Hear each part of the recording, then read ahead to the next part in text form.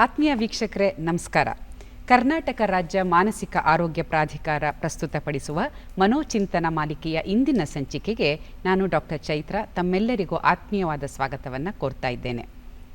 ಏನನ್ನಾದರೂ ಮಾಡೇ ಮಾಡುತ್ತೇನೆ ಎನ್ನುವಂತಹ ಹುಮ್ಮಸ್ಸು, ಮನದಲ್ಲಿ ಮಹತ್ತಾದುದನ್ನು ಸಾಧಿಸುವಂತಹ ಕನಸು, ನಿಜ ಇದೆರಡೂ ಇರುವಂತಹ ಯೌವನ ಅದೆಷ್ಟು ಸೊಗಸು. ಹಾಗಾಗಿಯೇ ಯುವ ಜನರನ್ನು ದೇಶದ ಸಂಪತ್ತು ಅಂತ ಹೇಳಿ ಪರಿಗಣಿಸಲಾಗಿದೆ. ಆದರೆ ಯುವ ಜನರ ಈ ಶಕ್ತಿ ಮತ್ತು ಸಾಮರ್ಥ್ಯ ಏನಿದೆ ಅದು ಸರಿಯಾಗಿ ಬಳಕೆಯಾಗಬೇಕು. ಜೊತೆಗೆ ದೈಹಿಕ ಮತ್ತು ಮಾನಸಿಕ ಆರೋಗ್ಯ ಸದೃಢವಾಗಿದ್ದಾಗ ಮಾತ್ರ ಅಂತಹ ಯುವ ಜನತೆ ನಮ್ಮ ದೇಶಕ್ಕೆ ಮಹತ್ತರವಾದ ಕೊಡುಗೆಯನ್ನು ನೀಡಲಿಕ್ಕೆ ಸಾಧ್ಯ. ಪ್ರತಿ ವರ್ಷ ಜನವರಿ 12ರಂದು ಸ್ವಾಮಿ ವಿವೇಕಾನಂದರ ಜಯಂತಿಯನ್ನು ರಾಷ್ಟ್ರೀಯ ಯುವ ದಿನವನ್ನಾಗಿ ಆಚರಿಸಲಾಗುತ್ತೆ. ಹಾಗಾಗಿ ರಾಷ್ಟ್ರೀಯ ಯುವ ದಿನ ಮತ್ತು ಮಾನಸಿಕ ಆರೋಗ್ಯ ಕುರಿತಂತೆ ನಮ್ಮ ಇಂದಿನ ಕಾರ್ಯಕ್ರಮ. ನಮ್ಮೊಂದಿಗಿದ್ದಾರೆ ಸೇಂಟ್ ಜಾನ್ಸ್ ವೈದ್ಯಕೀಯ ಕಾಲೇಜು ಮತ್ತು ಆಸ್ಪತ್ರೆಯ ಮನೋವೈದ್ಯಕೀಯ ವಿಭಾಗದಲ್ಲಿ ಸಹ ಪ್ರಾಧ್ಯಾಪಕರಾಗಿರುವಂತಹ ಡಾಕ್ಟರ್ ಪ್ರಿಯಾ ಶ್ರೀಧರನ್ ಅವರು. ಬನ್ನಿ ಅವರನ್ನ ಕಾರ್ಯಕ್ರಮಕ್ಕೆ ಬರಮಾಡಿಕೊಳ್ಳೋಣ. ಡಾಕ್ಟ್ರೇ ನಮಸ್ತೆ. ನಮಸ್ಕಾರ. ನಮ್ಮ ಕಾರ್ಯಕ್ರಮಕ್ಕೆ ತಮಗೆ ಸ್ವಾಗತ. ನಾನು ಈಗಾಗಲೇ ಹೇಳಿದ ಹಾಗೆ ಯೂತ್ ಅಥವಾ ಈ ಯೌವನ ಅನ್ನುವಂಥದ್ದೇನಿದೆ ಒಂದು ಅತ್ಯಂತ ಸುಂದರವಾದ ಘಟ್ಟ. ದೈಹಿಕವಾಗಿ ತುಂಬಾ ಶಕ್ತಿ ಇರುತ್ತೆ, ಮನಸ್ಸಿನಲ್ಲೂ ಕೂಡ ತುಂಬಾ ಹುಮ್ಮಸ್ಸಿರುತ್ತೆ, ಎಲ್ಲವೂ ನಿಜ. ಆದ್ರೆ ಇದೆಲ್ಲದೂ ಸರಿಯಾಗಿ ಬಳಕೆ ಆಗ್ಬೇಕು. ಎಲ್ಲೋ ಒಂದು ಕಡೆ ದೈಹಿಕವಾಗಿ ಮತ್ತು ಮಾನಸಿಕವಾಗಿ ಯುವ ಜನರು ಸದೃಢರಾಗಿದ್ದಾರಾ, ಆರೋಗ್ಯವಂತರಾಗಿದ್ದಾರಾ ಅನ್ನುವಂತಹ ಪ್ರಶ್ನೆ ನಮ್ಮಲ್ಲಿ ಮೂಡುತ್ತೆ. ವಿಶೇಷವಾಗಿ ಮಾನಸಿಕ ಆರೋಗ್ಯದ ವಿಷಯಕ್ಕೆ ಬಂದಾಗ ಯುವ ಜನರಲ್ಲಿ ಸಾಮಾನ್ಯವಾಗಿ ಕಂಡುಬರುವಂತಹ ಮಾನಸಿಕ ಸಮಸ್ಯೆಗಳು ಯಾವುವು? ಯುವ ಜನರಲ್ಲಿ ಮಾನಸಿಕ ಸಮಸ್ಯೆಗಳು ಎರಡು ಪ್ರಕಾರ. ಒಂದು ಮೆಂಟಲ್ ಡಿಸಾರ್ಡರ್, ದಟ್ ಇಸ್ ಮನೋರೋಗಗಳು. ಇದಕ್ಕೆ ನಾನು ಉದಾಹರಣೆ ಕೊಡ್ತೀನಿ. ಈಗ ಖಿನ್ನತೆಯನ್ನು ನಾವು ಎಲ್ಲರೂ ಅದ್ರ ಬಗ್ಗೆ ಓದಿದ್ದೀವಿ, ಎಲ್ಲರೂ ಅದ್ರ ಬಗ್ಗೆ ಕೇಳಿದ್ದೀವಿ. ಇದು ಒಂದು ರೋಗ. ಯಾವ ಥರ ರೋಗ? ಈ ರೋಗದಲ್ಲಿ ಯಾವಾಗೂ ಒಂದು ಏನು ವಿಷಯದಲ್ಲಿ ಇಷ್ಟ ಅಲ್ಲ, ಏನು ವಿಷಯದಲ್ಲಿ ಸಂತೋಷ ಅಲ್ಲ, ಯಾವಾಗೂ ಒಂದು ಬೇಜಾರು, ಕೆಲಸ ಮಾಡಲಿಲ್ಲ ಅಂದ್ರೂ ಯಾವಾಗೂ ಒಂದು ಸುಸ್ತು. ಇದು ಎಲ್ಲ ಈ ಕಾಯಿಲೆದು ಲಕ್ಷಣಗಳು. ಆ್ಯಂಡ್ ಈ ಕಾಯಿಲೆಗೆ ಕೌನ್ಸ್ಲಿಂಗ್ ಮತ್ತು ಮಾತ್ರೆಗಳು, ಕೆಲವು ಸಲ ಬರೀ ಕೌನ್ಸ್ಲಿಂಗ್, ಕೆಲವು ಸಲ ಬರೀ ಮಾತ್ರೆಗಳು, ಬಟ್ ಈ ಥರ ಚಿಕಿತ್ಸೆಗಳು ಇದು ಒಂದು ಉದಾಹರಣೆ ಮನೋರೋಗಕ್ಕೆ. ಮತ್ತೆ ಕಾಯಿಲೆಗಳನ್ನೂ ಇದೆ. ಸ್ಕಿಜೋಫ್ರೆನಿಯಾ ಒಂದು ಕಾಯಿಲೆ, ಬೈಪೋಲಾರ್ ಡಿಸಾರ್ಡರ್, ಇದು ಎಲ್ಲ ಕಾಯಿಲೆಗಳು, ಮಿದಲ ಕಾಯಿಲೆಗಳು. ಇದರಲ್ಲಿ ಲಕ್ಷಣಗಳು, ನಡವಳಿಕೆಯಲ್ಲಿ ವ್ಯತ್ಯಾಸ ಆ ಥರ ನಮಗೆ ಗೊತ್ತಾಗ್ತಾ ಇದೆ. ಮತ್ತು ಮಾನಸಿಕ ಸಮಸ್ಯೆಗಳು, ಈ ಸಮಸ್ಯೆಗಳು ಇದು ಕಾಯಿಲೆಗಳ ಥರ ಅಲ್ಲ. ಇದು ಜೀವನದಲ್ಲಿ ಪರಿಸ್ಥಿತಿಯಲ್ಲಿ ಏನಾದರೂ ಒಂದು ದೊಡ್ಡ ಬದಲಾವಣೆಗಳ ಥರ ಬಂದ್ಬಿಟ್ಟಿದೆ, ಇಲ್ಲಾಂದ್ರೆ ಒಂದು ಆವಾಗ ಏನೋ ಒಂದು ಕಷ್ಟ ಗೊತ್ತಾಗ್ತಾ ಇದೆ, ಒಂದು ಸ್ನೇಹಿತರ ಜೊತೆ ಒಂದು ಜಗಳ ಥರ ಆಗಿಬಿಟ್ಟಿದೆ, ತಂದೆ ತಾಯಿಗೆ ಏನೋ ಒಂದು ಕಷ್ಟ ಅನುಭವಿಸಿದ್ರು, ಮನೆಯಲ್ಲಿ ದುಡ್ಡು ತೊಂದರೆ, ಸಾಲನ ಆ ಥರ ಏನಾದರೂ ಆಗಿದ್ರು, ಆವಾಗ ಅದರಿಂದ ನಿದ್ದೆ ಕಡಿಮೆ, ಇಲ್ಲಾಂದ್ರೆ ಒಂದು ವ್ಯಾಕುಲತೆ ಥರ ಜಾಸ್ತಿ, ಇಲ್ಲಾಂದ್ರೆ ಒಂದು ಚಿಂತೆ ಥರ ಜಾಸ್ತಿ, ಓದ ಮೇಲೆ ಗಮನ ಮಾಡೋಕ್ಕಾಗಲ್ಲ. ಅದು ಒಂದು ಪ್ರಕಾರ ಸಮಸ್ಯೆಗಳು. ಸೊ ನೀವು ಹೇಳ್ತಿರೋ ಅಂಥದ್ದು ಎರಡು ರೀತಿಯ ತೊಂದರೆಗಳನ್ನು ಮಾನಸಿಕ ಆರೋಗ್ಯಕ್ಕೆ ಸಂಬಂಧಪಟ್ಟಂತೆ ನಾವು ಯುವ ಜನರಲ್ಲಿ ಕಾಣಬಹುದು ಅಂತ. ಇದರ ಪ್ರಮಾಣ ಎಷ್ಟಿದೆ? ಯಾಕೆ ಈ ಪ್ರಶ್ನೆ ಮುಖ್ಯ ಆಗುತ್ತೆ ಅಂದರೆ, ನಾವು ಇತ್ತೀಚೆಗೆ ನೋಡ್ತಾ ಇರುವ ಹಾಗೆ ಯುವ ಜನರ ಮೇಲೆ ಬಹಳಷ್ಟು ನಿರೀಕ್ಷೆಗಳಿದೆ, ಎಕ್ಸ್ಪೆಕ್ಟೇಷನ್ ತುಂಬಾ ಇದೆ, ಹಾಗೇನೆ ಅವರ ಮೇಲೆ ಹಾಕ್ತಿರುವಂತಹ ಸ್ಟ್ರೆಸ್ ಕೂಡ ಸಾಕಷ್ಟು ಇದೆ.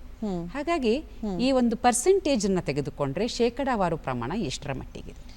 ಈಗ ನಾವು ಈಗ ತಂಬಾಕು ಅಭ್ಯಾಸ, ಇಲ್ಲಾಂದ್ರೆ ಆಲ್ಕೋಹಾಲ್ ಕುಡಿಯೋದು ಅಭ್ಯಾಸ, ಇಲ್ಲಾಂದ್ರೆ ಮತ್ತೆ ಡ್ರಗ್ಸ್ ಅಭ್ಯಾಸ, ಇದೆಲ್ಲ ನೋಡುವಾಗ 15-20% ಆ ಥರ ಇದೆ ಪ್ರಮಾಣ.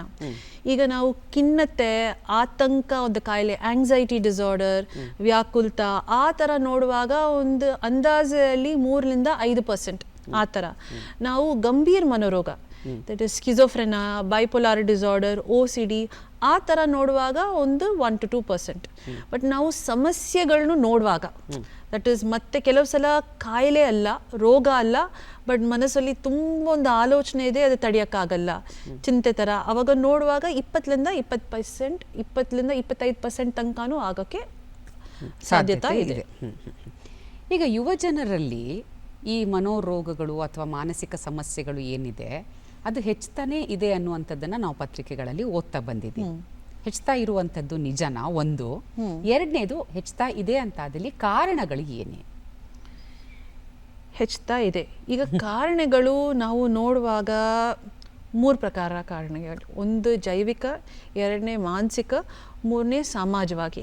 ಈಗ ಜೈವಿಕನೇ ಏನು, ಈಗ ಮಿದಲದ ಒಳಗಡೆ ಕೆಲವು ಸಲ ರಸಾಯನಗಳಲ್ಲಿ ಅದು ಹೇಗೆ ಕೆಲಸ ಮಾಡಬೇಕು ಅವಾಗ ಕೆಲಸ ಮಾಡಲಿಲ್ಲ ಅಂದ್ರೆ ಅವಾಗ ನಡವಳಿಗಳಲ್ಲಿ, ಇಲ್ಲ ಅಂದರೆ ನಿದ್ದೆಯಲ್ಲಿ, ಇಲ್ಲ ಅಂದ್ರೆ ನಮ್ಮ ಮನಸ್ಸಲ್ಲಿ ನಾವು ಗಮನ ಅಷ್ಟು ಮಾಡೋಕ್ಕಾಗಲ್ಲ, ಕೆಟ್ಟ ಕೆಟ್ಟ ಯೋಜನೆಗಳು ಬರೋದು, ಅದು ಒಂದು ಪ್ರಕಾರ ಕಾರಣ. ಈಗ ಈ ಥರ ತೊಂದರೆಗಳು ಈ ಕಾರಣಕ್ಕೆ ಯಾರಿಗೇನೂ ಬರೋಕ್ಕೆ ಸಾಧ್ಯತೆ ಇದೆ, ಯಾರಿಗೇನೂ ಬರೋಕ್ಕೆ ಅವಕಾಶ ಇದೆ. ಓಕೆ, ಮಾನಸಿಕ ರೀತಿಯ ಯಾವ ಥರ, ಈಗ ಒಂದು ಮನೆ ವಾತಾವರಣದಲ್ಲಿ ಯಾವಾಗೂ ಒಂದು ಟೆನ್ಷನ್, ಯಾವಾಗೂ ಒಂದು ಜಗಳ, ಅದು ನೋಡಿಕೊಂಡು ಮನಸ್ಸಲ್ಲಿ ನಾವು ಕೆಲವು ನಡವಳಿಗಳು ನಮಗೆ ವ್ಯತ್ಯಾಸ ಆಗುತ್ತೆ.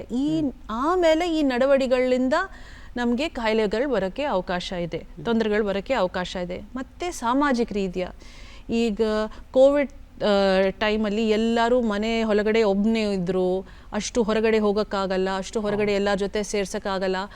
ಆ ಟೈಮಲ್ಲಿ ಸುಮಾರು ಯುವ ಜನಗಳಿಗೆ ಬೇಜಾರು, ಟೆನ್ಷನ್ ಆಗೋದು, ವ್ಯಾಕುಲತೆ ಆಗೋದು, ಅದರಿಂದನೂ ಬರೋಕ್ಕೆ ಸಾಧ್ಯತೆ ಇದೆ. ಸೊ ಈ ಥರ 3 ಪ್ರಕಾರ ಕಾರಣ ಇದೆ. ಈಗ ನೀವೇ ಹೇಳಿದ್ರಿ ಏನಂತಂದರೆ, ಯುವ ಜನರಲ್ಲಿ ಖಂಡಿತವಾಗಿಯೂ ಈ ಮಾನಸಿಕ ರೋಗಕ್ಕೆ ಸಂಬಂಧಪಟ್ಟಂತೆ, ಮಾನಸಿಕ ಆರೋಗ್ಯಕ್ಕೆ ಸಂಬಂಧಪಟ್ಟಂತೆ ಸಮಸ್ಯೆಗಳು ಹೆಚ್ಚುತ್ತಾ ಇದೆ ಅನ್ನುವಂಥದ್ದು. ಹಾಗೆಯೇ ಅದಕ್ಕೆ ಕಾರಣ ಏನು ಅಂತ ಕೂಡ ನೀವು ಹೇಳಿದ್ದೀರಿ. ಈಗ ನನ್ನ ಪ್ರಶ್ನೆ ಏನು ಅಂತಂದರೆ, ಈಗ ವೈದ್ಯರಾಗಿ ನೀವು ಅದನ್ನು ಗುರುತಿಸೋ ಅಂಥದ್ದು ಬೇರೆ, ಆದರೆ ಮನೆಯಲ್ಲಿರುವಂಥವ್ರು, ಕುಟುಂಬದಲ್ಲಿರುವಂಥವ್ರು, ಹಾಗೆಯೇ ಅವರ ಜೊತೆಯಾಗಿ ಒಡನಾಡುವಂಥವ್ರು ಏನಿದ್ದಾರೆ, ಸ್ನೇಹಿತರು ಇರ್ಬೋದು, ಮತ್ತೊಬ್ಬರು ಇರಬಹುದು, ಇದನ್ನು ಗುರುತಿಸುವಂಥದ್ದು ಹೇಗೆ? ಯಾಕಂದರೆ ಈಗ ಕೈಯಲ್ಲಿ ಏನೋ ಸಮಸ್ಯೆ ಆಯಿತು, ಕಾಲಲ್ಲಿ ಸಮಸ್ಯೆ ಆಯ್ತು ಅಂದ್ರೆ ನಮಗೆ ಕಾಣುತ್ತೆ, ಈಗ ಮನಸ್ಸು ಅನ್ನೋಂಥದ್ದು ಕಾಣಿಸಲ್ವಲ್ಲ ನಮಗೆ, ಹಾಗಾಗಿ ಗುರುತಿಸೋದು ಹೇಗೆ? ತುಂಬ ಒಳ್ಳೆ ಪ್ರಶ್ನೆ ಕೇಳಿದ್ರ. ಈಗ ಒಂದು ಉದಾಹರಣೆಗೆ ಕೇಳ್ತೀನಿ, TB ಥರ ಕಾಯಿಲೆ ಇರುವಾಗ ನಾವು ಕೆಮ್ಮು ಆ ಥರ ಒಂದು ಲಕ್ಷಣ ಹೇಳ್ತೀವಿ. ಈಗ ಈ ಥರ ಮನಸ್ಸು ಸಮಸ್ಯೆಗಳು ಹೇಗೆ ಗುರುತಿಸಿದು ಅದನ್ನೇ ಮುಖ್ಯ. ಒಂದು ಹಿಂದೆ ಅವರದು ಯಾವ ಥರ ಪರ್ಸ್ನಾಲಿಟಿ ಇದು, ಯಾವ ಥರ ಅವರ ಜೀವನ ಶೈಲಿ ಇದು, ಅದಲ್ಲಿ ಈಗ ಏನಾದರೂ ಬದಲಾವಣೆಗಳು ಶುರು ಆಗಿದೆ. ಆ ಥರ ಈಗ ಮುಂದೆ ಯಾರೋ ಎಲ್ಲರ ಜೊತೆ ಹೋಗಿ ಸೇರಿಸಿ ಎಲ್ಲರ ಜೊತೆ ಮಾತಾಡ್ತಾ ಇದ್ರು, ಯಾವಾಗ ಸಂತೋಷವಾಗಿದ್ದು, ಈಗ ಒಂದು 2 ವಾರಲಿಂತ ಯಾವಾಗೂ ಒಬ್ಬನೇ ಇರೋದು, ಮತ್ತು ಜನ ಜೊತೆ ಸೇರಿಸಲ್ಲ, ನಿದ್ದೆ ಅಷ್ಟು ಮಾಡಲ್ಲ, ಹೊರಗಡೆ ಹೋಗಲ್ಲ, ಸ್ಕೂಲ್ಗೆ ಹೋಗೋ ಇಷ್ಟ ಇಲ್ಲ, ಮುಂದೆ ಎಲ್ಲ TVಯಲ್ಲೇ ನೋಡ್ತಾ ಇದ್ರು, ಫ್ರೆಂಡ್ಸ್ ಜೊತೆ ಹೋಗಿ ಹೊರಗಡೆ ಹೋಗಿ ಆಟ ಮಾಡ್ತಾಯಿದ್ರು, ಈಗ ಅದಲ್ಲಿ ಇಷ್ಟ ಇಲ್ಲ. ಮುಂದೆ ತುಂಬ ಶಾಂತ ಸ್ವಭಾವ, ಹಿಂದೆ ತುಂಬ ಶಾಂತ ಸ್ವಭಾವ, ಈಗ ಕೋಪ ಜಾಸ್ತಿ, ಎಲ್ಲರ ಮೇಲೆ ಕೂಗಾಡೋದು, ಆ ಥರ ಬದಲಾವಣೆಗಳು ನೋಡುವಾಗ ಅದು ಒಂದು ಲಕ್ಷಣ. ಎರಡನೇ ನಿದ್ದೆ ಕಡಿಮೆ, ಇದು ತುಂಬ ಮುಖ್ಯ. ಇದು ನೀವು ನೋಡಬೇಕು. 1-2 ದಿನ ಪರೀಕ್ಷೆಗೋಸ್ಕರ ಓದುವಾಗ, ಇಲ್ಲಾಂದ್ರೆ ಕ್ರಿಕೆಟ್ ನೋಡುವಾಗ ನಿದ್ದೆ ಕಡಿಮೆ, ಅದು ಬೇರೆ. ಬಟ್ ಒಂದು ವಾರ 2 ವಾರ ಸೇರಿಸಿ ಆ ಥರ ನಿದ್ದೆ ಕಡಿಮೆ ಇರುವಾಗ ಅದು ಒಂದು ಲಕ್ಷಣ. 3ನೇ ಹಸಿವೆ ಕಮ್ಮಿ, ಅದು ಒಂದು ಹಸಿವೆ, ಮುಂದೆ ಥರ ಊಟ ತಿನ್ನಿಲ್ಲ, ಮುಂದೆ ಥರ ಊಟ ಅಲ್ಲಿ ಅಷ್ಟು ಇಷ್ಟ ಇಲ್ಲ, ಅದು ಒಂದು ಲಕ್ಷಣ. 4 ಯಾರು ಹಿಂದೆ ಒಳ್ಳೆ ಥರ ಓದ್ತಾ ಇದ್ರು, ಈಗ ಓದೋದಲ್ಲಿ ಸ್ವಲ್ಪನೂ ಇಷ್ಟ ಅಲ್ಲ, ಅವಳದು ಪರೀಕ್ಷೆಯಲ್ಲಿ ಎಲ್ಲ ಸಂಖ್ಯೆಗಳು ಕಡಿಮೆ ಶುರು ಆಗೋದು, ಅದು ಒಂದು ಲಕ್ಷಣ. ಓಕೆ, ಆ್ಯಂಡ್ ಯಾರು ಸುಮಾರು ತುಂಬ ಆಕ್ಟಿವ್ ಆಯಿತು, ಈಗ ಸೋಂಬೇರಿತನ ಆಗಿದೆ, ಅದು ಎಲ್ಲ ಕೆಲವು ಲಕ್ಷಣಗಳು. ಈ ಲಕ್ಷಣಗಳು ನೀವು ನೋಡಬೇಕು. ಅಂದರೆ ಇಡೀ ವ್ಯಕ್ತಿತ್ವನೇ ಒಂದು ರೀತಿಯಲ್ಲಿ ಬದಲಾಗ್ತಾ ಬರುತ್ತೆ ಅಂತ ಹೇಳಿ ಹೇಳಬಹುದು. ಈಗ ನೀವು ಹೇಳಿದ ಹಾಗೆ ಮುಂಚೆ ಚೆನ್ನಾಗಿ ಎಲ್ಲರೊಂದಿಗೆ ಬೆರೀತಾ ಇದ್ದಂಥವ್ರು ಈಗ ಒಬ್ಬೊಬ್ಬರೇ ಕುತ್ಕೊಳ್ಳುವಂಥದ್ದು, ಜನರನ್ನ ಅವಾಯ್ಡ್ ಮಾಡುವಂಥದ್ದು, ಸರಿಯಾಗಿ ನಿದ್ದೆ ಮಾಡದೇ ಇರುವುದು, ಊಟ ಮಾಡದೇ ಇರೋದು, ಒಂಥರ ಆಸಕ್ತಿನೇ ಇಲ್ಲದಿದ್ದ ಹಾಗೆ ಇರುವುದು, ಈ ರೀತಿಯಾಗಿ. ಹಾಗೆಯೇ ನೀವು ಹೇಳಿದಾಗೆ ಶಾಲೆಯಲ್ಲಿ ಕಾಲೇಜಲ್ಲಿ ಅಂಕಗಳು ಕಡಿಮೆ ಬರುವಂಥದ್ದು, ಇದೆಲ್ಲ ಆದಾಗ ಎಲ್ಲೋ ಒಂದು ಕಡೆ ಅದು ನಮಗೆ ಎಚ್ಚರಿಕೆಯನ್ನು ನೀಡಬೇಕು, ಏನೋ ಸಮಸ್ಯೆ ಇದೆ ಅಂತ ಹೇಳಿ. ಖಂಡಿತವಾಗಿ ಅಲ್ವಾ? ಹೌದು. ಈಗ ಈ ರೀತಿಯಾಗಿ ಗುರುತಿಸಿದ್ದಾಯ್ತು. ಯುವ ಜನರಲ್ಲಿ ಈ ರೀತಿಯ ಸಮಸ್ಯೆಗಳು ಕಂಡು ಬಂದಾಗ ಅದಕ್ಕೆ ಚಿಕಿತ್ಸೆ ಅನ್ನುವಂಥದ್ದು ಇದೆಯೇ? ಯಾವ ರೀತಿಯಲ್ಲಿ ಚಿಕಿತ್ಸೆಯನ್ನು ಮಾಡಬಹುದು? 2 ಪ್ರಕಾರ ಚಿಕಿತ್ಸೆ ಇದೆ. ಸಮಾಲೋಚನೆ, ಕೌನ್ಸಿಲಿಂಗ್, ಮಾತ್ರೆಗಳು. ಓಕೆ, ಈಗ ನಾನು ಖಿನ್ನತೆ ಬಗ್ಗೆ ನಾನು ಹೇಳಿದ್ದೀನಿ, ಅದು ಒಂದು ಉದಾಹರಣೆ ಕೊಡ್ತೀನಿ. ಈಗ ಖಿನ್ನತೆ ತುಂಬ ಸಿವಿಯರ್ ಇರುವಾಗ, ತುಂಬ ಸೀರಿಯಸ್ ಆಗಿರುವಾಗ ಅದು ಹೊರಗಡೆ ಹೋಗೋಕ್ಕೆ ಇಷ್ಟನೇ ಅಲ್ಲ, ಬರೀ ಒಂದು ಜಾಗ ಅಲ್ಲಿ ಕೂತ್ಕೊಳ್ತಾ ಇದ್ರು, ಮಾತಾಡನೇ ಅಲ್ಲ. ಇದು ಸ್ವಲ್ಪ ಸೀರಿಯಸ್. ಈ ಥರ ಸೀರಿಯಸ್ ಸ್ಥಿತಿಯಲ್ಲಿ ಖಂಡಿತ ನಾವು ಮಾತ್ರೆಗಳು ಎಲ್ಲ ಕೊಡಬೇಕು. ಬಟ್ ಶುರುವಾಗೋ ಸ್ಥಿತಿಯಲ್ಲಿ ಹೊರಗಡೆ ಹೋಗ್ತಾ ಇದ್ರು, ಊಟ ಮಾಡ್ತಾ ಇದ್ರು, ಬಟ್ ನಿದ್ದೆ ಕಡಿಮೆ, ವ್ಯಾಕುಲತೆ ಜಾಸ್ತಿ, ಅಳುಗೆ ಜಾಸ್ತಿ, ಆ ಥರ ಸ್ಥಿತಿಯಲ್ಲಿ ಕೆಲವು ಸಲ ಬರೀ ಕೌನ್ಸ್ಲಿಂಗ್ ಇಲ್ಲ ಅಂದ್ರೆ ಕೌನ್ಸ್ಲಿಂಗ್ ಮಾಡಿಬಿಟ್ಟು ಈ ಕೌನ್ಸ್ಲಿಂಗಲ್ಲಿ ಯಾವ ಥರ ಕಷ್ಟ ಅನುಭವಿಸ್ತಾ ಇದ್ರು, ಏನಾದರೂ ಬೇರೆ ಸಾಮಾಜಿಕ ರೀತಿಯ ಮಾನಸಿಕ ರೀತಿಯ ಏನಾದರೂ ಕಾರಣ ಇದೆಯಾ, ಆ ಕಾರಣದಲ್ಲಿ ಏನಾದರೂ ಬದಲಾವಣೆಗಳು ಮಾಡೋಕ್ಕಾಗ್ತಾ ಇದೆಯಾ ಅಲ್ವಾ, ಬದಲಾವಣೆಗಳು ಮಾಡೋಕ್ಕಾಗಲ್ಲನ ನಮ್ಮ ಸೈಡ್ಲಿಂದ ಏನು ನಾವು ಬದಲಾವಣೆ ಮಾಡೋಕ್ಕಾಗ್ತಾ ಇದೆ, ಅದು ಆ ಥರ ಕೌನ್ಸ್ಲಿಂಗ್ನು ಹೆಲ್ಪ್ ಆಗ್ತಾ ಇದೆ. ಸುಮಾರು ಸಲ ಎರಡೂ ಮಾಡ್ತೀವಿ. ಹಾಗಾಗಿ ಎರಡು ರೀತಿಯಲ್ಲಿ ಚಿಕಿತ್ಸೆಯನ್ನು ನೀಡಬಹುದು. ಕೆಲವು ಸಲ ಎರಡನ್ನೂ ಕೂಡ ಸೇರಿಸಿ ಕೊಡಬೇಕಾಗತ್ತೆ ಅಂತ ಹೇಳ್ತಾ ಇದ್ದೀರಿ. ಈಗ ದುಶ್ಚಟಗಳಿಗೂ ಅಂತ ಬ್ಯಾಡ್ ಹ್ಯಾಬಿಟ್ಸ್ ಅಂತ ನಾವೇನು ಹೇಳ್ತೀವಿ, ಅದಕ್ಕೂ ಮತ್ತು ಮನೋರೋಗಕ್ಕೂ ಸಂಬಂಧ ಇದೆಯಾ? ಹೌದು, ಸಂಬಂಧ ಇದೆ. ಈಗ ನಾನು ತಂಬಾಕುಗೆ ಉದಾಹರಣೆ ಕೊಡ್ತೀನಿ. ನಾವು ಮೂವಿ ಎಲ್ಲ ನೋಡುವಾಗ ಹೀರೋಗಳೆಲ್ಲ ಸಿಗರೆಟ್ ಹಾಕೊಂಡು ತುಂಬ ಗ್ಲ್ಯಾಮರಸ್ ಆಗಿ ಕಾಣಿಸ್ತಾ ಇತ್ತು. ಬಟ್ ಈ ಸಿಗರೆಟಲ್ಲಿ ನಿದ್ದೆ ಕಡಿಮೆ ಆಗುತ್ತೆ. ಸುಮಾರು ಸಿಗರೆಟ್ ಉಪಯೋಗ ಮಾಡುವಾಗ ನಿದ್ದೆ ಕಡಿಮೆ ಇದೆ. ನಿದ್ದೆ ಕಡಿಮೆಲಿಂದಾನೇ ಸುಮಾರು ಸಲ ಮತ್ತೆ ವ್ಯಾಕುಲತ, ಆತಂಕ, ಬೇಜಾರು ಅದು ಎಲ್ಲ ಶುರುವಾಗ್ತಾ ಇದೆ. ಕರೆಕ್ಟ್. ಎರಡನೇ ವಿಷಯ, ಈ ತಂಬಾಕುಲಿಂದ ಕರೆಕ್ಟಾಗಿ ಊಟ ಮಾಡಲ್ಲನ ಅಷ್ಟು ಆಹಾರ ಸೇರಿಸಲ್ಲ, ಅದು ಸೇರಿಸಲ್ಲನ ಗಮನ ಶಕ್ತಿ, ಓದತಲ್ಲಿ ತೊಂದರೆಗಳು ಅದು ಎಲ್ಲ ಶುರು ಆಗ್ತಾ ಇದೆ. ಕುಡಿ ಅಭ್ಯಾಸ ನೋಡಿ, ಈಗ ಟಿ ವಿ ಎಲ್ಲ ಕಾಣಿಸ್ತಾ ಇದ್ದು ಸುಮಾರು ಗ್ಲ್ಯಾಮರಸ್ ಹಾಡಲ್ಲಿ ಕುಡಿಬಿಟ್ಟು ಸುಮಾರು ತುಂಬ ಗ್ಲ್ಯಾಮರಸ್ ಆಗಿ ಕಾಣಿಸ್ತಾ ಇದ್ದು. ಬಟ್ ಆಮೇಲೆ ಇದರಿಂದ ಒಂದು ನಿದ್ದೆ ಕಡಿಮೆ, ಎರಡನೇ ಸೋಂಬೇರಿತನ ಶುರುವಾಗ್ತಾ ಇದೆ, ಮೂರನೇ ಗಮನ ಶಕ್ತಿ ಕಡಿಮೆ ಆಗ್ತಾ ಇದೆ, ನಾಲ್ಕು ಸುಮಾರು ಜನಗೆ ಬೇಜಾರು ಥರ ಯಾವಾಗೂ ಗೊತ್ತಾಗೋದು, ಖಿನ್ನತೆ ಥರ ಇಲ್ಲಾಂದ್ರೆ ಆತಂಕ ಥರ ಅದು ಶುರು ಆಗ್ತಾ ಇದೆ. ಒಂದೊಂದು ಜನಗೆ ಕಿವಿಯಲ್ಲಿ ಯಾರೋ ಮಾತಾಡೋದು, ಬರೀ ಅವಳಿಗೆ ಆ ಥರ ಒಂದು ವಾಯ್ಸ್ ಕೇಳೋದು, ಹ್ಯಾಲುಸಿನೇಷನ್ ಥರ ಅದನ್ನು ಗೊತ್ತಾಗ್ತಾ ಇದೆ. ಓಕೆ, ಖಂಡಿತ ಈ ಥರ ತೊಂದರೆಗಳಿಂದ ಮತ್ತೆ ಇನ್ನೂ ಜಾಸ್ತಿ ಸಮಸ್ಯೆಗಳು ಆಗೋಕ್ಕೆ ಅವಕಾಶ ಇದೆ. ಮತ್ತು ಮೂರನೇ, ತುಂಬ ವಿಡಿಯೋ ಗೇಮ್ಸ್, ತುಂಬ ಗೇಮಿಂಗ್. ನಿದ್ದೆ ಯಾವಾಗೂ ಕಡಿಮೆ ಇರುವಾಗ ಖಂಡಿತ ಅದರಿಂದ ಸಮಸ್ಯೆಗಳು ಆಗತ್ತೆ. ಅದು ನಾವು ಯಾವಾಗೂ ಯೋಚನೆ ಮಾಡ್ತೀವಿ. ಯುವ ಜನರಿಗೆ ಇತ್ತೀಚೆಗೆ ನಿದ್ದೆ ತುಂಬ ಕಡಿಮೆ ಪ್ರಮಾಣದಲ್ಲಿ ಸಿಗ್ತಾ ಇರಬೇಕಾದ್ರೆ ನಿಮ್ಮ ಈ ಮಾತೇನಿದೆ ಇದು ನಿಜಕ್ಕೂ ಸಕಾಲಿಕವಾದದ್ದು. ಗಮನವನ್ನು ಖಂಡಿತವಾಗಿ ಆ ಕಡೆ ಹರಿಸಬೇಕು ಅಂತ ಹೇಳೋಣ. ಕಡೆಯದಾಗಿ ಏನು ಒಂದು ಕಿವಿ ಮಾತನ್ನು ನೀವು ಈ ಸಂದರ್ಭದಲ್ಲಿ ಯುವ ಜನರಿಗೆ ಹೇಳಲಿಕ್ಕೆ ಬಯಸ್ತೀರಿ? ಒಂದು ಸಂದೇಶ ಥರ ನೋಡಿ, ಇದು ಈ ಅವಧಿ ತುಂಬ ಒಂದು ಒಳ್ಳೆ ಅವಧಿ. ಸುಮಾರು ನಮ್ಮ ಮನಸ್ಸಲ್ಲಿ ಸುಮಾರು ಕನಸುಗಳಿದ್ದು ಸುಮಾರು ವಿಷಯಗಳು ನಾವು ಸಾಧ್ಯ ಮಾಡಬೇಕು. ಅದಕ್ಕೋಸ್ಕರ ಮನೋ ಆರೋಗ್ಯ ತುಂಬ ಮುಖ್ಯ. ದಯವಿಟ್ಟು ಈ ಮನೋ ಆರೋಗ್ಯ ಮೇಲೆ ಗಮನ ಮಾಡಿಸಿ. ನಿದ್ದೆ ತುಂಬ ಮುಖ್ಯ. ನಿದ್ದೆ ನೀವು ದಯವಿಟ್ಟು ಟೈಮ್ ಟು ಟೈಮ್ ಮಾಡಿ. ಕುಡಿಯೋದು, ತಂಬಾಕು ಎಷ್ಟು ಗ್ಲ್ಯಾಮರಸ್ ಇದೆ ಅದು ಮಾಡಬಾರ್ದು. ಅದರಿಂದ ನಿಮಗೆ ಈಗ ಕಷ್ಟ ಗೊತ್ತಾಗಲಿಲ್ಲ, ಆಮೇಲೆ ತುಂಬ ಕಷ್ಟ ಗೊತ್ತಾಗ್ತಾ ಇದೆ. ಮತ್ತು ಬೇಜಾರು, ಖಿನ್ನತೆ, ಹೆದರಿಕೆ ಆಗೋದು, ಆತಂಕ ಆ ಥರ ಏನಾದರೂ ಶುರು ಆಗುವಾಗ ದಯವಿಟ್ಟು ಸಹಾಯಕ್ಕೆ ತಗೊಳ್ಳಿ. ಖಂಡಿತ ನಿಮಗೆ ಸಹಾಯಕ್ಕೆ ಸಿಗುತ್ತೆ. ಇಲ್ಲಿಯವರೆಗೆ ಯುವ ಜನರಲ್ಲಿ ಯಾವೆಲ್ಲ ರೀತಿಯ ಮಾನಸಿಕ ಆರೋಗ್ಯಕ್ಕೆ ಸಂಬಂಧಪಟ್ಟಂತಹ ರೋಗಗಳು, ಸಮಸ್ಯೆಗಳು ಉಂಟಾಗಬಹುದು, ಕಾರಣ ಏನು ಮತ್ತು ಚಿಕಿತ್ಸೆ ಲಭ್ಯ ಇದೆ, ಇದೆಲ್ಲದರ ಬಗ್ಗೆ ನಮಗೆ ವಿಷಯಗಳನ್ನು ತಿಳಿಸ್ಕೊಟ್ರಿ. ಅದಕ್ಕಾಗಿ ನಿಮಗೆ ಧನ್ಯವಾದಗಳನ್ನು ಅರ್ಪಿಸ್ತಾ ಇದ್ದೇವೆ. ವಂದನೆಗಳು. Thank you. ಧನ್ಯವಾದ. ವೀಕ್ಷಕರೇ, ಯೌವನ ಅನ್ನುವಂಥದ್ದು ಬದುಕಿನಲ್ಲಿ ಒಮ್ಮೆ ಬರುವಂಥದ್ದು ಮಾತ್ರ, ಬಹು ಮುಖ್ಯವಾದ ಘಟ್ಟ ಕೂಡ. ಹಾಗಾಗಿ ಅದನ್ನು ಹಾಳು ಮಾಡಿಕೊಳ್ಬಾರದು, ಅದನ್ನು ಸರಿಯಾಗಿ ಉಪಯೋಗಿಸ್ಕೊಳ್ಬೇಕು ಎನ್ನುವಂತಹ ಒಂದು ಸಂದೇಶವನ್ನು ನಾವು ನಮ್ಮ ಈ ಭಾಗದ ಕಾರ್ಯಕ್ರಮದಲ್ಲಿ ತಿಳಿದುಕೊಂಡ್ವಿ. ಮುಂದಿನ ಕಾರ್ಯಕ್ರಮದಲ್ಲಿ ಈ ಮನೋರೋಗ ಯುವ ಜನರಲ್ಲಿ ಕಂಡುಬರಲು ಕಾರಣಗಳೇನು, ಜೊತೆಗೆ ಕುಟುಂಬ ಮತ್ತು ಸ್ನೇಹಿತರ ಒಂದು ಪ್ರಭಾವ ಎಷ್ಟರ ಮಟ್ಟಿಗಿರುತ್ತೆ ಅಂತ ತಿಳಿದುಕೊಳ್ಳೋಣ.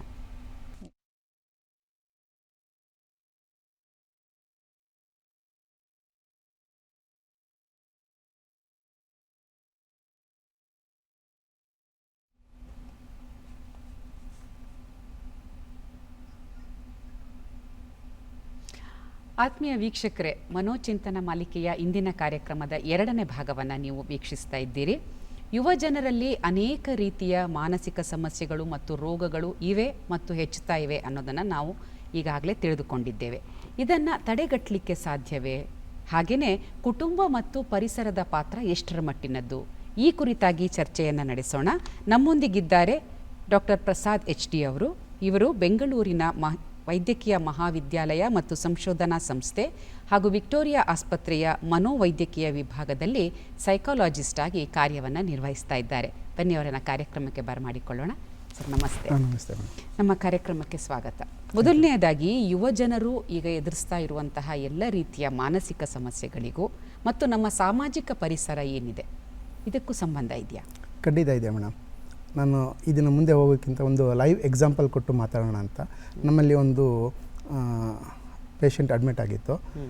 ನಾವು ಅದನ್ನು ಹಿಸ್ಟ್ರಿ ತೊಗೊಂಡಾಗ ಅದು ಬಂದು ಅಡ್ಮಿಟ್ ಆದಾಗ ಅವರು ವ್ಯಸನಕ್ಕೆ ಅಂದರೆ ಧೂಮಪಾನ ಮತ್ತು ಮದ್ಯ ವ್ಯಸನಿಯಾಗಿ ಬಂದಿದ್ದು. ಅವ್ರು ಹಿಸ್ಟ್ರಿ ತೊಗೊಂಡಾಗ ಏನಂತ ಬಂತಂದರೆ ಅವ್ರಿಗೆ ತಂದೆ ಇರಲಿಲ್ಲ, ತಾಯಿ ಒಬ್ಬರೇ ಇದ್ದರು. ಅವನು SLC ಫೇಲ್ ಆಗಿತ್ತು. ಅವರು SLC ಫೇಲ್ ಆಗಿದ್ದರು, ತಾಯಿ ಒಬ್ಬರೇ ಇದ್ದರು, ಅವರೇ ದುಡಿಬೇಕಿತ್ತು. ಅವರು ಗಾರ್ಮೆಂಟ್ಸ್ ಕೆಲಸ ಹೋಗ್ತಿದ್ರು, ಬೆಳಿಗ್ಗೆ ಹೋಗಿ ಸಾಯಂಕಾಲ ಬರೋರು. ಇವ್ರು ನೋಡ್ಕೊಳ್ಳೋರು ಯಾರಂದರೆ ಅವ್ರ ಅಜ್ಜಿ ಇದ್ದರು, ಅಂದರೆ ತಾಯಿಯ ತಾಯಿ ಅಜ್ಜಿ ಮನೇಲಿದ್ದರು. ಅವರು ಇವ್ನ ಮಾತು ಕೇಳ್ತಿರಲಿಲ್ಲ. ಇವರು 8ನೇ ಕ್ಲಾಸಲ್ಲಿ up to first class rank ಗಂಟ ಚೆನ್ನಾಗಿ ಓದ್ತಿದ್ರು. 9th ಬಂದಮೇಲೆ ಸೀನಿಯರ್ಸು, ಆಮೇಲೆ ಆ ಕಾಲೇಜಿಂದ ಬಿಟ್ಟು ಹೋದಂಥ ಸೀನಿಯರ್ಸ್ ಸವಾಸ ಮಾಡಿ ಇವ್ರು ಯಾಕೆ ಹೇಳ್ತಿದ್ದೀನಿ, ಅದು ಶಾಲಾ ಎನ್ವೈರನ್ಮೆಂಟ್ ಯಾಕೆ ಹೇಳ್ತಿದ್ದೀವಿ ವಾತಾವರಣ ಅಂದರೆ, ಈ ಪಾಪ ತಾಯಿ ನಾವು ಓದಿಲ್ಲ, ಮಗ ಓದಲಿ ಅಂದ್ಬಿಟ್ಟು ಪ್ರತಿಷ್ಠಿತ ಶಿಕ್ಷಣ ಸಂಸ್ಥೆಗೆ ಸೇರಿಸಿದ್ರು ಡೊನೇಷನ್ ಕೊಟ್ಟು. ಹಾಗಾಗಿ ಅಲ್ಲಿ ಇವ್ರು ಏನಾಗಿದ್ದಾರೆ ಅಂದರೆ ಅಲ್ಲಿ ಡ್ರಗ್ಸ್ದಾಗ್ಬೋದು, ಅಂದರೆ ಮದ್ಯವ್ಯಸನಗಳು, ಮದ್ಯಪಾನದ್ದು, ಧೂಮಪಾನದ್ದು ಇದೆಲ್ಲ ಇವರು ಆ ಸವಾಸ ಮಾಡಿ ಹೇಗಾಗಿತ್ತು ಅಂದರೆ ಸ್ಮೋಕ್ ಮಾಡಿದ್ರೆ ಈ ಸುರುಳಿ ಬೆಳೆದು ಡಿಸೈನ್ ಆ ಥರ ಎಕ್ಸ್ಪರ್ಟ್ ಆಗಿಬಿಟ್ಟಿದ್ದಾನೆ. ಪ್ಲಸ್ ಡ್ರಗ್ಸ್ ಮದ್ಯ ವ್ಯಸನಿ ಆಗಿದ್ದಾನೆ. ಮನೆಯಲ್ಲಿ ಸುಳ್ಳು ಹೇಳುವಂಥದ್ದು, ಮತ್ತು ಮನೆಯಲ್ಲಿ ಅವರು ತಾಯಿ ಪಾಪ ಫೀಸ್ ಕಟ್ಟೋಕ್ಕೆ ಬೇರೆ ಅನ್ಕೊಂಡು ಸ್ವಲ್ಪ ಹಣವನ್ನು ಸಂಗ್ರಹಿಸಿಟ್ಟಿದ್ರು. 30,000 ತೊಗೊಂಡೋಗಿದ್ದಾನೆ. ಮನೆ ಸುಳ್ಳು ಹೇಳೋದು ಟೈಮ್ಗೆ. ಆಮೇಲೆ ಅವರು 10th ಅಡ್ಮಿಷನ್ ಆಗೋಕ್ಕೂ ಅಂದರೆ ಎಕ್ಸಾಮ್ ಬರೆಯೋದಕ್ಕೆ ಅಟೆಂಡೆನ್ಸ್ ಶಾರ್ಟೇಜ್ ಆದಾಗ ಅಲ್ಲಿ ಗಂಟೆ ತಾಯಿಗೆ ಗೊತ್ತಿಲ್ಲ. ಫೇಲ್ ಆದಮೇಲೆ ಗೊತ್ತಾಗಿದ್ದು. ಮನೆಯಲ್ಲಿ ಹೇಗೆ ಅಂದರೆ ಆಗ ಮನೇಲಿ ಇತ್ಕೊಂಡಲ್ಲ, ಫೇಲ್ ಆದಮೇಲೆ ಸ್ಮೋಕ್ ಮಾಡಬೇಕು, ಕೈಯೆಲ್ಲ ವೈಬ್ರೇಷನ್ ಆಗೋದು, ಏನೇನೋ ಮಾತಾಡೋದು, ವಿಚಿತ್ರವಾಗಿ ವರ್ತನೆ ಮಾಡೋದು, ಈ ಥರ ಎಲ್ಲ ಕಂಡು ಬಂದ ತಕ್ಷಣ ತಾಯಿ ಗಾಬರಿಯಾಗಿ ನಮ್ಮಲ್ಲಿ ಕರ್ಕೊಬಂದರು. ಆವಾಗ ಗೊತ್ತಾಗಿದ್ದು ಅವನು ಮನೇಲಿ ಕಳ್ತನ ಮಾಡಿದ್ದಾನೆ, ಸುಳ್ಳು ಹೇಳ್ತಾನೆ, ಸ್ಕೂಲ್ಗೆ ಹೋಗಿಲ್ಲ, ಸೀನಿಯರ್ ಜೊತೆ ಸೇರಿಸ್ಕೊಂಡಿದ್ದಾನೆ. ಈ ಥರದಲ್ಲಿ ಅವನೊಬ್ಬ ವ್ಯಸನಿಯಾಗಿ ನಮ್ಮಲ್ಲಿ ಬಂದಿದ್ದ. ನೀವು ಹೇಳ್ತಿರೋದು ಈ ಉದಾಹರಣೆ ಮೂಲಕ ನೀವು ಏನು ಈಗ ಮುಂದೆ ಹೇಳ್ತೀನಿ ಅಂದರೆ, ಈ ಒಂದು ಸಾಮಾಜಿಕ ಪರಿಸರಕ್ಕೂ ಮತ್ತು ಮಾನಸಿಕ ಸಮಸ್ಯೆಗಳಿಗೂ ಹೇಗಿದೆ ಅಂದರೆ, ಮೊದಲನೇದಾಗಿ ಮೀಡಿಯಾ ಅಂದರೆ ಸೋಷಿಯಲ್ ಮೀಡಿಯಾ, ಸಾಮಾಜಿಕ ಮಾಧ್ಯಮ. ಪ್ರತಿಯೊಬ್ಬರ ಕೈಯಲ್ಲಿ ಮೊಬೈಲ್ ಇದೆ. ಈಗಂತೂ 10th ಅಂತೂ PUC ಅಂತೂ ಆ ವಾಟ್ಸಪ್ ಗ್ರೂಪ್ ಇದೆ, ಆ ಗ್ರೂಪಿಂದನೇ ಎಲ್ಲ ಆಗ್ತೈತೆ. ಹೇಗಿದೆ ಅಂದರೆ ವಾಸ್ತವತೆಯನ್ನು ಮರ್ತ್ಬಿಡ್ತಾರೆ. ಒಂದು ಟೈಮ್ ಊಟ ಇಲ್ಲ ಅಂದರೂ ಸರಿ ಅವರು ಅದಕ್ಕೆ ರಿಯಾಕ್ಟ್ ಮಾಡೋದು ಮರೆಯಲ್ಲ.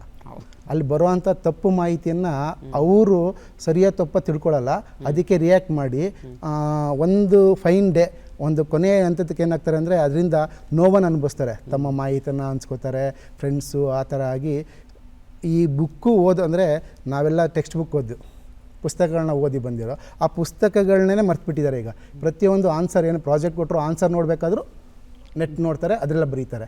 ಪುಸ್ತಕಗಳ ರೀಡಿಂಗ್ ಇಲ್ಲವೇ ಇಲ್ಲ, ಅಭ್ಯಾಸನೇ ಬಿಟ್ಟೋಗಿದೆ. ಹೀಗಾಗಿ ಆ ಒಂದು ಇದನ್ನ ಫೈನ್ ಡೇ ಆದಾಗ ಅವರಲ್ಲಿ ಒಂಥರ ತನ್ನತನವನ್ನು ಕಳ್ಕೊಂಡು ಏನು ಮಾಡ್ತಾರೆ, ಮಾನಸಿಕವಾಗಿ ಅವರ ಬದಲಾವಣೆ ಅಂದರೆ ಆಲೋಚನೆಯಲ್ಲೇ ಬದಲಾವಣೆ ಆಗುತ್ತೆ, ವರ್ತನೆ ಬದಲಾವಣೆ ಆಗುತ್ತೆ, ಹತಾಶರಾಗ್ತಾರೆ ಕೊನೆ. ಯಾಕೆಂದರೆ ಅವ್ರು ಅಂದ್ಕೊಳ್ಳೋದು ಸಾಧಿಸೋಕ್ಕಾಗಲ್ವಲ್ಲ. ಸೊ ಈ ಥರದಲ್ಲಿ ಕೊನೆಗೆ ಮೈಂಡ್ ಬ್ಲ್ಯಾಂಕ್ ಆಗುತ್ತೆ ಅವ್ರಿಗೆ.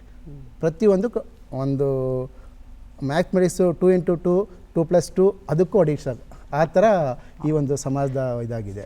ಕೇಳಲಿಕ್ಕೆ ತಮಾಷೆ ಅಂತ ಅನಿಸಿದ್ರು ಕೂಡ ನೀವು ಹೇಳಬೇಕಾದ್ರೆ 2 × 2ಗೆ ಒತ್ತಾರೆ ಅಂತ, ಅದು ನಮ್ಮ ವಾಸ್ತವಿಕ ಪರಿಸ್ಥಿತಿಗೆ ಹಿಡಿದ ಕೈಗನ್ನಡಿಯಾಗಿದೆ ಅಂತಂದರೆ ತಪ್ಪಾಗಲಾರ್ದು. ನಿಜಕ್ಕೂ ಒಂದು ರೀತಿಯಲ್ಲಿ ತಪ್ಪು ಬೆಳವಣಿಗೆ ಅದು ಅಂತಲೇ ಹೇಳಬಹುದು ಈ ಥರ ಆಗ್ತಿರುವಂಥದ್ದು. ಅದೊಂದೇ ಅಲ್ಲ ಮೇಡಮ್, ನೆಕ್ಸ್ಟು ಇನ್ನೊಂದು ರಾಜಕೀಯ ಪುಡಾರಿಗಳ ಆಮಿಷ ಅಂತ ನೀವು ನೋಡಿರ್ಬೋದು. ಈ ವಾಸ್ತವ ಸಮಾಜದಲ್ಲಿ ಹೇಗಾಗಿದೆ ಅಂದರೆ, ಒಂದು ಗುಂಪಿರುತ್ತೆ ಅವ್ರಿಗೆ ನೋಡಿ ಪ್ರತಿ ಸರಿ ಈಗ 1 ತಿಂಗಳಿಗೋ 3 ತಿಂಗಳಿಗೋ ಎಲೆಕ್ಷನು, ಅದು ಇದು ಪ್ರೊಸೆಷನ್ನು, ಪ್ರೊಟೆಕ್ಷನ್ ಅಂತ ಒಂದು ಏನು ನಡೀತಾರೆ ಜಾಥಾಗಳಿರುತ್ತೆ.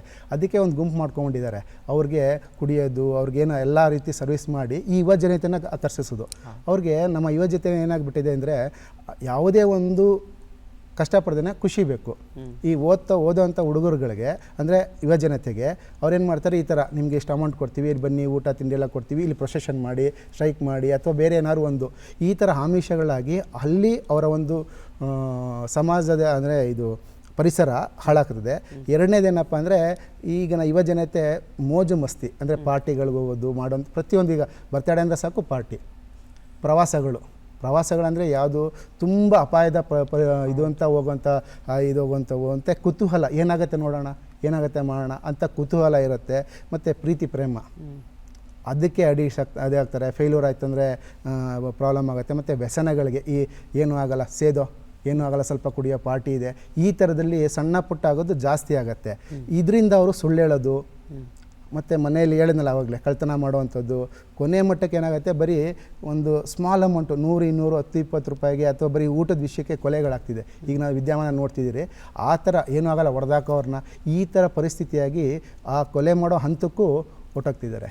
ಇದು ಏನಾಗ್ತಿದೆ ಅಂದರೆ ನಮ್ಮ ಆಲೋಚನೆಯಲ್ಲಿ ಬದಲಾವಣೆ ಆಗ್ತಿದೆ ಯುವ ಜನತೆಯಲ್ಲಿ, ಮತ್ತು ವರ್ತನೆಯಲ್ಲಿ ಬದಲಾವಣೆ ಆಗ್ತಿದೆ. ಅವರು ಗುರು ಹಿರಿಯರು ನೋಡಿದಾಗ ಎಷ್ಟು ಭಕ್ತಿ ಇತ್ತು, ಟೀಚರ್ಸ್ ನೋಡಿದ್ರೆ ಈಗ ಆ ಟೀಚರ್ಸ್ ಆಗಲಿ ಅಥವಾ ಗುರು ಹಿರಿಯರು ನೋಡಲಿ ಆ ಭಕ್ತಿ ಭಾವನೆ ಕಾಣಲ್ಲ. ವರ್ತನೆ ಬದಲಾವಣೆ ಆಗುತ್ತೆ, ಯೋಚನೆ ಚಿಂತನೆಯಲ್ಲಿ ಬದಲಾವಣೆ ಆಗುತ್ತೆ, ಮತ್ತು ಹತಾಶ ಆಗ್ತಾರೆ. ಸಣ್ಣ ಪುಟ್ಟದಕ್ಕೂ ಅದು ಸಿಗಲಿಲ್ಲ, ಫೇಲ್ಯೂರ್ ಆಯಿತು, ಹುಡುಗಿ ಸಿಕ್ಕಿಲ್ಲ, ಅಥವಾ ನಮಗೆ ಓದೋಕ್ಕಾಗಿಲ್ಲ, ದುಡ್ಡು ಸಿಕ್ಕಿಲ್ಲ, ಎಂಜಾಯ್ ಮಾಡೋಕ್ಕಾಗಿಲ್ಲ, ಹತಾಶ ಆಗ್ತಾರೆ. ಮಾರ್ಕ್ಸ್ ಬಂದಿಲ್ಲ. ಮಾರ್ಕ್ಸ್ ಯಾಕೆ ಬಂದಿಲ್ಲ ಅಂದರೆ ಓದಿಲ್ಲ, ಕಡಿಮೆ ಬಂತು, ಖಿನ್ನತೆ ಒಳಗಾಗ್ತಾರೆ. ಅಂದರೆ ಯಾರೂ ಬೇಡ, ಎಲ್ಲೂ ಕೂತ್ಕೊಳ್ಳಲ್ಲ, ಆತಂಕ, ಪ್ರತಿಯೊಂದು ಸಂದರ್ಭದಲ್ಲೂ ಆತಂಕಕ್ಕೆ ಒಳಗಾಗ್ತಾರೆ. ಈ ರೀತಿಯಾಗಿ ಮಾನಸಿಕ ಸಮಸ್ಯೆಗೆ ಪರಿಸರ ಕಾರಣ ಆಗುತ್ತೆ. ಈಗ ಯುವ ಜನರಲ್ಲಿ ಈ ರೀತಿಯ ಸಮಸ್ಯೆಗಳು ಉಂಟಾಗದಂತೆ, ಅಂದರೆ ಬಾರದಂತೆ ತಡೆಗಟ್ಟೋದು ಹೇಗೆ? ಹೌದು ಮೇಡಮ್, ಇದು ತುಂಬ ಇಂಪಾರ್ಟೆಂಟು. ನಿಮಗೆ ನಾವು ಪ್ರತಿ ಸರಿ ನಾವು ಕೌನ್ಸಿಲಿಂಗ್ ತೊಗೊಂಡಾಗ ಇದೆ, ಪ್ರತಿಯೊಬ್ಬ ವ್ಯಕ್ತಿಗೂ ನಾವು ಸಮಸ್ಯೆಗೆ ಹೇಳೋದಂದರೆ ಪ್ರತಿದಿನದ ಚಟುವಟಿಕೆ, ಅಂದರೆ ಡೈಲಿ ಆ್ಯಕ್ಟಿವಿಟೀಸ್ ಅಂತೀವಿ. ಅಂದರೆ ಡೈಲಿ ನಮಗೆ 24 ಅವರ್ಸ್ ಇದೆ, 24 ಗಂಟೆ ಇದೆ. ಅದನ್ನು ನೋಡ್ಕೊಳ್ಳಿ. ಒಬ್ಬ ವಿದ್ಯಾರ್ಥಿ ಯುವ ಜನತೆ ಒಂದು 6 ರಿಂದ 7 ಗಂಟೆ ನಿದ್ದೆ, 6 ರಿಂದ 7 ಗಂಟೆ ತೆಗೆದ್ರೆ ಇನ್ನು ಅವ್ರಿಗೆ 17 ಗಂಟೆ ಇದೆ, 17-18 ಗಂಟೆ ಸಿಗುತ್ತೆ. ಅದರಲ್ಲಿ ಶಾಲಾ ಕಾಲೇಜಲ್ಲಿ ಕಳೆಯೋದು ಕೇವಲ 6 ಗಂಟೆ, 5 ರಿಂದ 6 ಗಂಟೆ, ಮ್ಯಾಕ್ಸಿಮಮ್ ಅಂದರೆ 7 ಗಂಟೆ. ಇನ್ನು 10 ಅವರ್ಸ್ ಇರುತ್ತೆ. ನಿದ್ದೆ ಕಳೆದಿದ್ದೀವಿ, ಶಾಲಾ ಕಾಲೇಜು, ಇನ್ನು 10 ಅವರ್ಸು ಅವ್ರಿಗೆ ಗೊತ್ತಿಲ್ಲ ನಾವು ಎಲ್ಲಿ ಕಳೀತಿದ್ದೀವಿ ಅಂತ.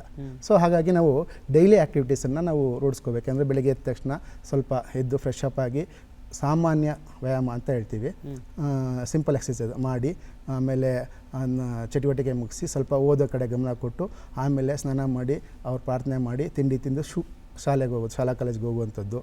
ಆ ಶಾಲಾ ಕಾಲೇಜಲ್ಲಿ ಕೂತ್ಕೊಂಡು ಅದ್ರ ಕಡೆ ಗಮನ ಕೊಡುವಂಥದ್ದು. ಅದಾದಮೇಲೆ ಮನೆಗೆ ಬಂದು ಸ್ವಲ್ಪ ಆಟ ಆಡೋವಂಥದ್ದು. ಆಟ ಆಡಾದಮೇಲೆ ತಂದೆ ತಾಯಿಗೆ ಹೆಲ್ಪ್ ಮಾಡೋ ಏನಾದ್ರು ಇದ್ದರೆ ಹೆಲ್ಪ್ ಮಾಡೋದು.